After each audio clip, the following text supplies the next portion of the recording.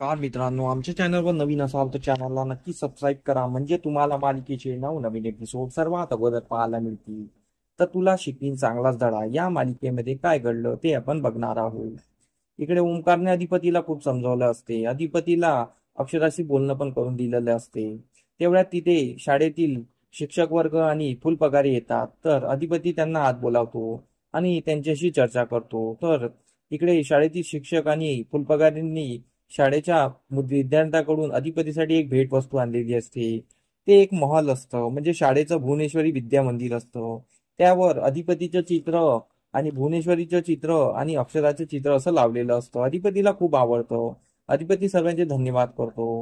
तर इकडे फुलपगारे बोलतात की आम्हाला तुम्हाला एक रिक्वेस्ट करायची आहे, तुम्ही शाळेला बंद करू नका. तर अधिपती सरळ बोलतो की ज्या शाळेमध्ये माझ्या मास्तरीबाई आहे त्यांचा त्या शाळेवर जीव आहे, आणि अशी शाळा मी कशी बंद करणार.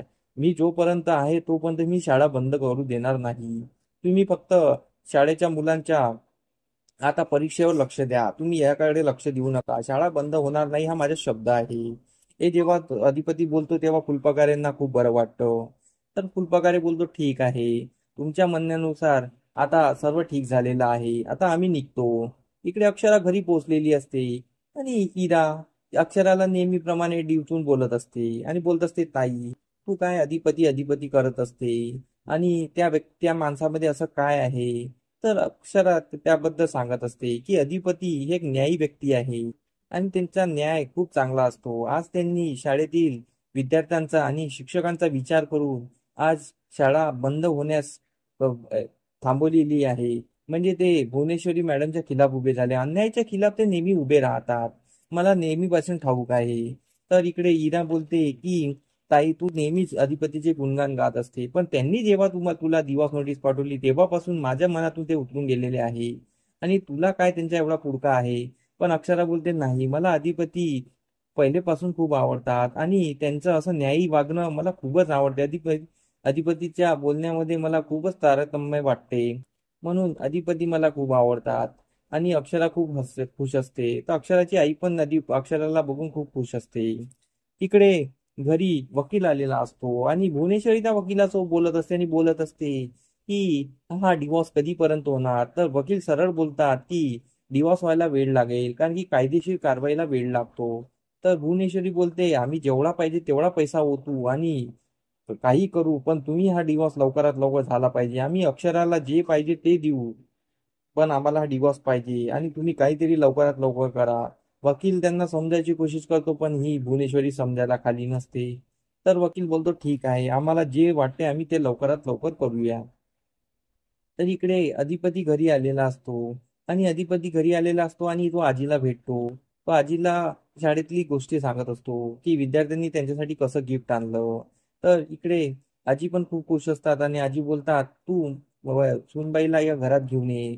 तर अधिपती नाराज होऊन बोलतो त्यांनी तर आम्हाला काळी मोडचा नोटीस पाठवलेला आहे, मग आम्ही त्यांना कसला घरी घरी आणू, त्यांना या घरात यायचीच इच्छा नाही आहे. तर आजी बोलतात की आपली जी अक्षरा आहे ना तिला नाते तोडणं जमत नाही, नाते जोडणं जमते, आणि ती या घरची लक्ष्मी आहे, तू तिला घेऊन ये.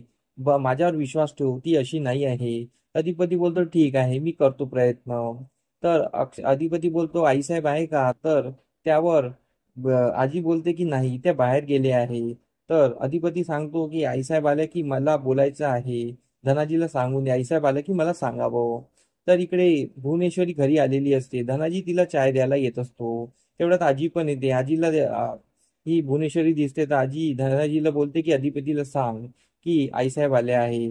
तर ती भुवनेश्वरी बोलते नको, अधिपतीला आत्ताच नको सांगू, अधिपतीला सांग की आईसाहेब उद्या बोलणार. तर इकडे आजी बोलते पण त्याला तुझ्याशी आता बोलायचं आहे. तर भुवनेश्वरी बोलते काय बोलणार, त्यांना शाळा बंद करण्याचे थांबवायचं असेल आणि सुनबाईला घरात आणायचं असेल, आणि ते मला नको आहे, म्हणून मी त्याच्याशी आता बोलणार नाही. मला आता हे काम पूर्ण करायचंच आहे, तेव्हाच मी अधिपतीशी बोलणार.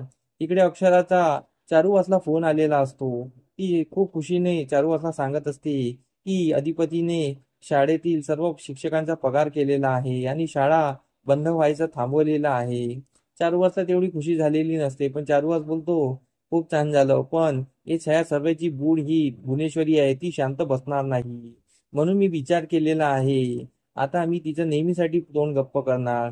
अक्षरा बोलते, बाबा तुम्ही काय करणार आहात? तर चारुहास बोलतो, आता मी जे माझं कार्य केल्यानंतर तुला कॉल करेल. आणि चारुहासच्या मनात काय शिजत असतं हे कोणालाच माहित नसतं. इकडे अधिपती सकाळी उठलेला असतो आणि तो आजीला भेटतो.